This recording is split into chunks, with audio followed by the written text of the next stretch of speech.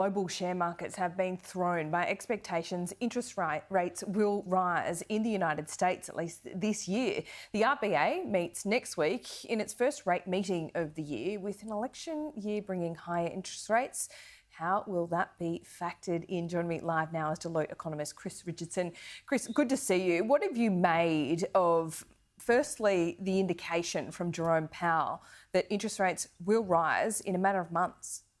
Yeah, look, the jig is absolutely up for the cheapest money that the world has ever seen. It's been a spectacular ride, but the pressure is now on. Inflation at a 40-year high in the US, 30-year highs in Europe, UK and New Zealand.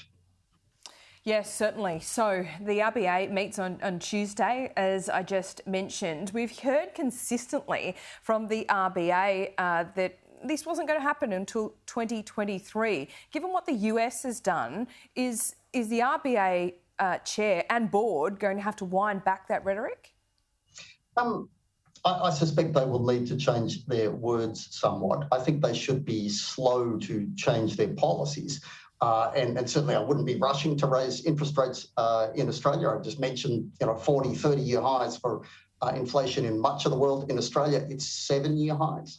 And if you think of a lot of what's driving inflation in Australia at the moment, higher interest rates wouldn't help lower petrol prices, wouldn't help lower shipping costs. Those things are set in world markets. So, absolutely next week, the Reserve Bank will be saying that that period of printing money, of quantitative easing, will be coming to an end, and that's entirely appropriate. It's not clear, though, that they will be joining the international rush to raise interest rates quite yet. The key, as they've consistently said, and I think is the right thing to say, is what happens to wages. Yeah, that is a really good question. So when we see inflation, where it's not, hyperinflation, but when we do see inflation, often growth follows, and it's often an indication that wages will grow as well. But are we seeing any of that in Australia yet? Not in the official figures. There are some hints in a variety of unofficial figures, basically, that things are starting to heat up. But then again, wage growth is starting to heat up from what was very recently record lows. And it is the key. Sure, things like higher petrol prices can start higher inflation, but what worries central banks is if inflation continues, not the occasional jolt from something, but the sustained shift in prices. And that's driven, or pretty much has to be driven, by wages. Wages drive basically about 2/3 of ongoing price growth, unless and until we get rather faster wage growth in Australia. The inflation we're seeing at the moment is pretty temporary. Yeah, indeed. Now, there's one thing, there's managing the economy, which the RBA does, and the many levers that it can pull. But then there's the reality of what business and people are going through at the moment. We see the headline unemployment rate really good, but isn't it artificial? Our border is still effectively closed. Business are dealing with these enormous supply chain issues, and their costs are going up. So how can business afford that wages growth at the moment? And that's part of the reason why you haven't seen enormously higher wage growth already. And it has lifted in some areas. It's lifted for lawyers and accountants and the like. Even in areas that keep getting shut down, cafes and restaurants, for example, wage growth has picked up again, from extremely low levels to very low levels.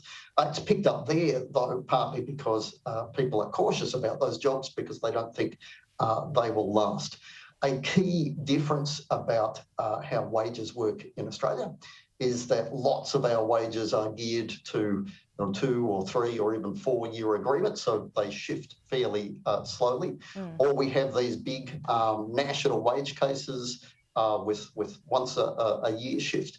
It is very much a super tanker, the pace of wage growth in Australia. It changes slowly. And that says much the same about inflation, or at least underlying sustained inflation prospects. Yeah, indeed. I think in this election year, that hasn't escaped the attention of any of us, Chris Richardson, that you see the politicians on both sides, make huge promises. Last year, the end of last year, it was Scott Morrison promising essentially that petrol prices and interest rates would always be lower under a coalition government. You have Anthony Albanese promising wages growth, but we don't see a lot of detail. We also see him promising, more jobs. With these jobs, labour skills shortages, he's saying, well, we're going to make sure Aussies are trained up to do those jobs. On that last point, I mean, hasn't this whole pandemic proven that we just don't have the population to be able to fill those jobs, and there's just some jobs Australians don't want to do? And look, there's an element of truth to both of those points. More widely, if we want the Australians of the future to have high incomes, they've got to have high skills. So it is entirely right to have a focus on skills and education and training and getting a better TAFE system. That's great, but it's not enough by itself. And that takes time, slow. right? I mean, incredibly slow.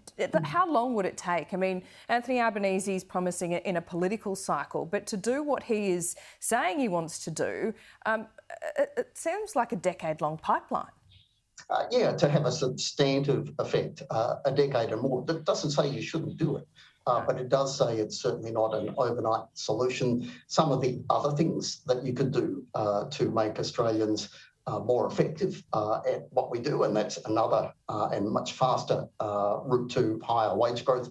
It's all these politically difficult things like reforming our federation, what the states do, what the feds do. We could be much better at how we handle our infrastructure, much better at how we handle our cities. We could change the way we do taxing. We could be much better at adopting new technologies. All of those things, are in various different ways politically difficult. You're not going to hear a lot about them. In fact, this is a fine year not to listen to politicians much. And in my own particular patch, the economy, if you hear a politician talking about the economy, please ignore them. Anybody from the government will say things are wonderful. Anything from the opposition will say it's a disaster, and neither is entirely correct. Yep, very well said, Chris Richardson. We look forward to your wish list around budget time. See you soon. Thanks, Laura.